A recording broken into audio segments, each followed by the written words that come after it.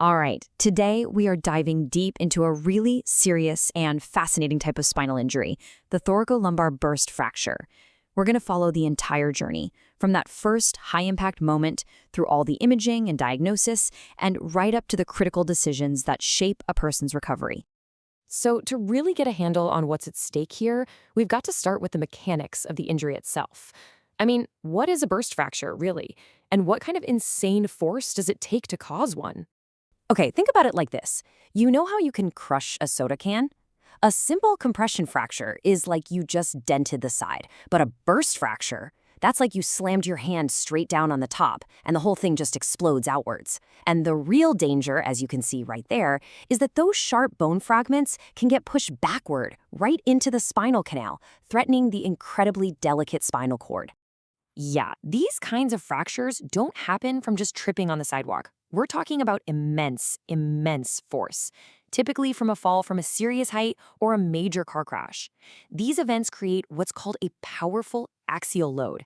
That's a force that basically compresses the spine straight down its length, like a pillar. So why does this usually happen in one specific area? Well, it's all about biomechanics.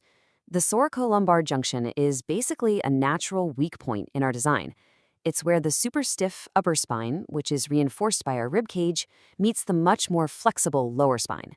That transition zone ends up taking the absolute brunt of the force, making it the most vulnerable spot for this exact kind of injury.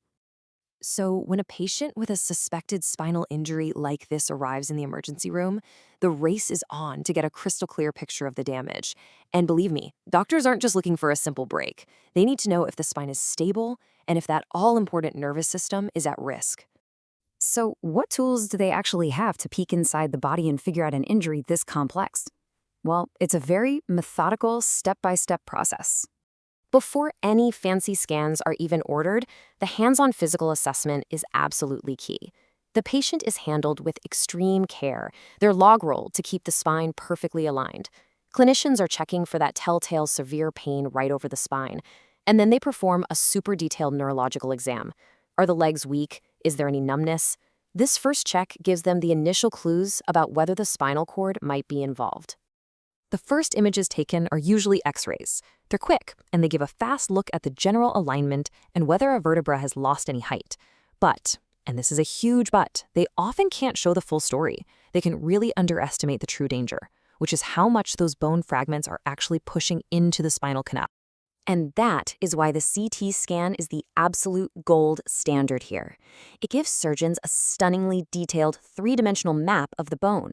With a CT, they can see exactly how that vertebra has shattered, they can precisely measure how much the spinal canal is blocked, and they can start planning their entire surgical approach. It's a game changer. Now, if that initial neurological exam showed some red flags, that's when an MRI gets ordered. You see, while CT is the king of looking at bone, MRI is the master of soft tissue. It can show bruising or damage to the spinal cord itself, and just as importantly, it assesses the ligaments, specifically the posterior ligamentous complex, or PLC, at the back of the spine. The health of those ligaments is a massive predictor of spinal stability. Okay, so you've got all these amazing detailed images. Now what? Well, surgeons and radiologists need a common language to describe the injury precisely. And this isn't just for writing papers. These classification systems are practical, everyday tools that directly guide life-changing treatment decisions. The modern standard is the AO spine classification, and it has this really smart top-down logic. Doctors start by looking for the most severe injury possible. First, is there a type C, translation injury, where one vertebra has literally slid off another? Whoa. If not, they check for a type B, distraction injury, where ligaments have been pulled apart. And if neither of those is present, then it's a type A, compression injury. A classic burst fracture falls into this category as a more severe type of type A. But to get from what is it to what do we do about it, surgeons often use another brilliant tool, the Thoracolumbar Injury Classification and Severity Score, or TILIX. This is a scoring system designed to boil down all those complex details into a single number that helps point them toward the right treatment.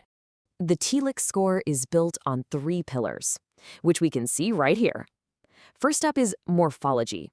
That's just a fancy word for how the fracture looks. A burst fracture gets 2 points. Second is the integrity of that posterior ligamentous complex, those crucial ligaments at the back of the spine we keep mentioning. If they're torn, that's a big deal. That's 3 points. And third is the patient's neurological status. An incomplete spinal cord injury adds another 3 points. You just add them up, and the score tells you what to do next. And that final score is absolutely key. You see, a total score of 4 is kind of a gray area, but a score of 5 or more, while that almost always means the spine is unstable, in surgery is probably on the table. And that T-like score brings the patient and the medical team right to a major fork in the road, the most critical decision point in this whole journey. Do you treat the fracture conservatively with a brace, or is it time to head to the operating room for surgical stabilization? Brace or blade? The decision actually breaks down pretty logically. If the patient has zero nerve damage, those key ligaments are intact, and the TLSIC score is low, like 3 or less, then non-surgical treatment is often the way to go. This usually means wearing a custom brace to support the spine while it heals. But on the other hand, if there's nerve damage, torn ligaments, or a high TLSIC score, surgery is typically the recommendation to get pressure off the nerves and lock the spine down. And this right here, this shows what the surgical option, a posterior spinal fusion, looks like. It's kind of like high-tech internal scaffolding. Surgeons place these super strong titanium screws into the sturdy parts of the vertebrae above and below the fracture, and then they connect them with rods. This whole construct realigns the spine, takes the pressure off the spinal cord, and holds everything rigidly in place while the bones fuse and heal. So finally, let's talk about the results. After the brace or the blade, what comes next? What does recovery actually look like? And what does the latest science tell us about how effective these treatments are in the long run? For patients who have surgery, the impact on pain can be just, wow, it can be dramatic. These charts from a study show that before surgery, 68% of patients reported severe pain. After surgery, that number completely flips, with nearly 2/3 of patients reporting no pain at all. That really drives home one of the main goals of surgery: stabilize the fracture to relieve that awful pain. And we're not just talking about a short-term fix here. Long-term studies confirm that this modern surgical hardware is incredibly durable. It provides excellent stability for years and years, allowing for major sustained improvements in both pain levels and a patient's ability to get back to their normal life. But, and this is a really important but, there's a nuance here. For that specific group of patients who have stable burst fractures without any nerve damage, the choice isn't so black and white. A major Kettgren review, which is like the Supreme Court of medical evidence, found that it was actually hard to say for sure that surgery is better than non-surgical treatment for this group, especially since surgery has higher costs and more initial risks. So what's the bottom line here? It's that there is no one-size-fits-all answer. There's no single recipe. The decision is a complex conversation between the surgical team and the patient, carefully weighing the specifics of the fracture, the neurological status, and of course the patient's own health and goals for their life. You know, this field is constantly evolving, from old-school braces to incredibly advanced, minimally invasive techniques. And it just leaves us with this really exciting question for the future. As technology keeps rocketing forward, what new tools, like robotics and augmented reality, will surgeons be using to rebuild the spine even more safely and precisely? It's going to be amazing to watch.